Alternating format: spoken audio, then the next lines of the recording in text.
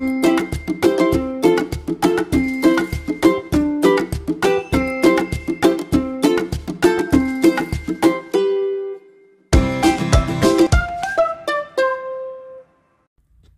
jour, près de 500 appels arrivent au service d'aide médicale urgente, le SAMU. Derrière chaque sonnerie, une inquiétude, une famille qui retient son souffle. Aujourd'hui, nous suivons une intervention qui illustre le rôle vital de ce service. Une jeune femme vient d'accoucher à domicile à Ouagadougou. Aussitôt informée par le centre de régulation, l'équipe du SAMU prend la route. Sirène allumée, l'ambulance ferait un passage dans une circulation dense. Chaque klaxon, chaque voiture qui tarde à céder la voie, c'est une seconde de trop pour la vie qui attend au bout. Arrivée, l'équipe du SAMU prépare rapidement son matériel. Guidée, elle traverse la cour et se dirige vers la chambre où se trouve la jeune maman. Elle a déjà mis son bébé au monde, mais le travail n'est pas terminé. Elle a encore besoin d'assistance. L'équipe installe son matériel et commence immédiatement les soins. Les gestes sont précis, les voix rassurantes. En quelques minutes, la maman est stabilisée et le nouveau-né mis en sécurité. Un regard échangé entre les agents confirme que le transfert peut commencer.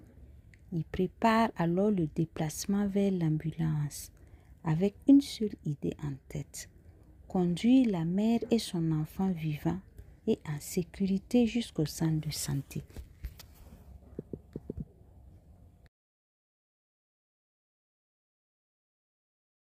Sur place, une voisine raconte l'instant décisif. Sans le SAMU, la maman et le bébé auraient pu courir un grave danger. Moi, j'étais à la maison. On est venu et appeler ma maman. Elle est partie. Maintenant, il y a une qui est revenue me dire que non, ils ont appelé le taximan et tout. Moi, je dis non, ils vont mettre en danger la maman et l'enfant. Ça se fait pas. On appelle l'ambulance.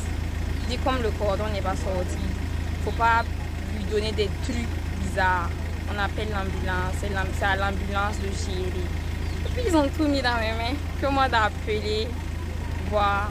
Donc maintenant c'est ça aussi qui m'a incité, je vous ai appelé.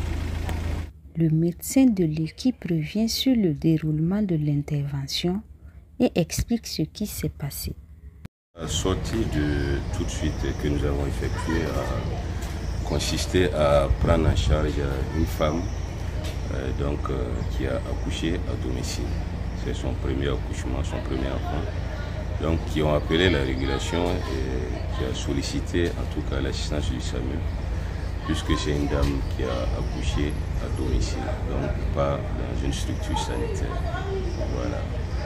Et donc nous avons décollé pour aller l'assister. Dans l'ambulance, la maman est allongée et surveillée de près. À ses côtés, une femme tient le nouveau-né dans ses bras, tandis que l'équipe se prépare à démarrer. Direction le CMU. Le trajet commence par une voie boueuse qui ralentit la progression. Malgré l'état du chemin, l'ambulance poursuit sa route vers le centre de santé. Quelques minutes plus tard, l'ambulance atteint enfin le CME. La maman est conduite à l'intérieur, le bébé toujours dans les bras de la femme qui l'accompagne. Sur place, les soignants prennent le relais. La mère et son enfant sont confiés aux équipes du centre en vie et en sécurité. Pour le SAMU, une mission parmi tant d'autres. Pour cette famille, un soulagement immense. Cette intervention n'est qu'un exemple parmi des centaines d'autres chaque jour. Mais comment fonctionne le SAMU, cette chaîne qui relie un appel à une vie sauvée? Le directeur de l'antenne régionale explique les grandes missions de ce service. Au niveau du SAMU, nous avons essentiellement 9 missions. Je m'en vais citer les missions régaliennes, Nous avons la planification, l'organisation de tout ce qui est soins en extra-hospitalier, c'est-à-dire en dehors de l'hôpital. En dehors de l'hôpital, vous avez des soins qui peuvent être faits et en urgence. Donc, tous ces soins-là sont coordonnés par nous, donc on intervient. Donc ça, c'est un premier volet. Le deuxième volet, c'est le transport. Donc, nous faisons des transports médicalisés et nous avons deux types de transport. Il y a le transport primaire et puis le transport secondaire. Le transport primaire, c'est tout transport en urgence, c'est-à-dire le malade du domicile ou bien de la voie publique en cas d'accident ou en cas de malaise ou tout autre. Quand ils nous font signe et quand on prend le malade de ces lieux-là jusqu'à l'hôpital, ça constitue le transport primaire. Et le transport secondaire, c'est un transport c'est un patient qui est déjà dans un centre de santé et qui va aller dans un autre centre de santé pour la suite de la prise en charge ou encore aller faire un examen. C'est-à-dire, ça peut être une échographie, un scanner ou tout autre. Et ensuite, nous avons la régulation. La régulation qui est vraiment très importante. Donc, ça permet à notre cellule de régulation, en fait, de communiquer avec ces patients qui appellent de dehors ou encore l'hôpital qui appelle de dehors ou en cas de situation sanitaire exceptionnelle.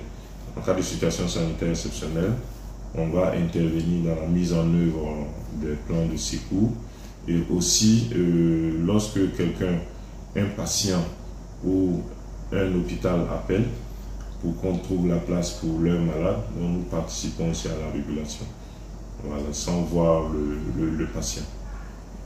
Nous avons comme quatrième mission la couverture sanitaire. Lorsque nous avons des événements qui regroupent plusieurs personnes, vous savez que ça présente aussi un risque d'accident qui peut survenir. Et donc, en prévention à ça, le SAMU peut se déployer et lorsqu'il y a un incident, participer à la prise en charge d'éventuels blessés ou bien la prise en charge des différents malaises et les conduire dans les hôpitaux.